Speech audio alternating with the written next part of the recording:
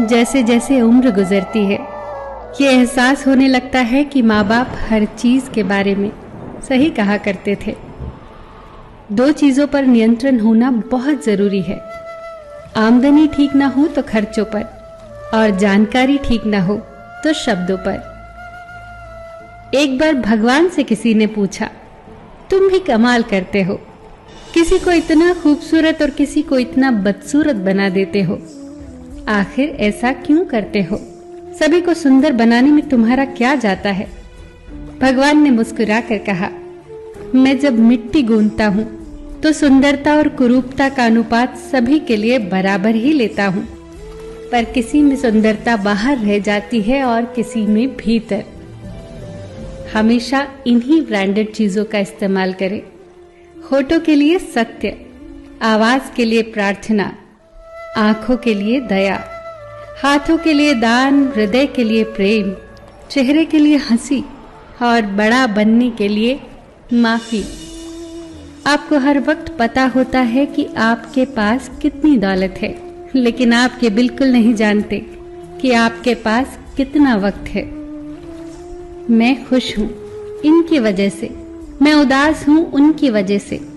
मन की स्थिति का जिम्मेदार दूसरों को ठहराकर हम अपनी शक्ति को भूल जाते हैं। अब से ये कहिए, मैं उदास हूं, नाराज हूं, खुश हूं, सिर्फ अपनी सोच की वजह से। जब कोई दुख आए तो उसे स्वीकार करके देखो।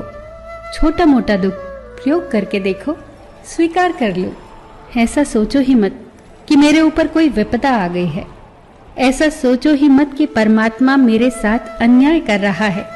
शिकायत लाओ ही मत, गिला शिकवा लाओ ही मत। इतना ही जानो कि मैंने कुछ दुख बोए होंगे, इसीलिए फल काट रहा हूं। गांव में नीम के पेड़ कम हो रहे हैं और घरों में कड़वाहट बढ़ती जा रही है। जुबान में मिठास कम हो रही है और शरीर में शुगर बढ़ती जा रही है। किसी महापुरुष ने सच ही कहा था कि जब किताबें सड़क किनारे रखकर बिकेंगी और जूते कांच के शोरूम में बिकेंगे, तब समझ जाना कि लोगों को ज्ञान की नहीं, जूतों की जरूरत है। भगवान श्री कृष्ण कहते हैं कि कोई भी व्यक्ति आपके पास तीन ही परिस्थितियों में आता है, भाव से, अभाव से या फिर प्रभाव से। यदि वो भाव में आया है तो उसे प्रेम दीजिए, अभाव में आया है तो उसकी मदद करिए, और यदि प्रभाव में आया है तो प्रसन्न हो जाइए कि परमात्मा ने आपको इतनी क्षमता दी है। ये जिंदगी है जनाब, कई रंग दिखाएगी, कभी रुलाएगी तो कभी हंसाएगी। जो खामोशी से सह गया वो निखर जाएगा, जो भावनाओं में बह गया वो बिखर जाएगा।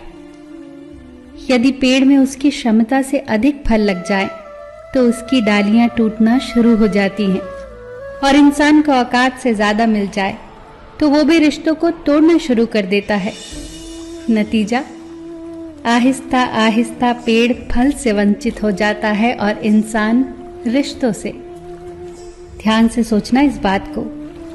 पैसे हैं तो रिश्ते कम हैं, रिश्ते हैं तो पैसे कम हैं, दोनों हैं तो सेहत कम है, तीनों हैं तो जीवन कम है। कहीं कुछ है तो कहीं कुछ कम है। सब कुछ मिलना बहुत कठिन है। अगर है सब कुछ तो यही स्वर्ग है और हम स्वर्ग में हैं। फिर मिलेंगे दोस्तों अगली वीडियो के साथ। तब तक के लिए अपना ख्याल रखना और हमेशा मुस्कुराते रहना।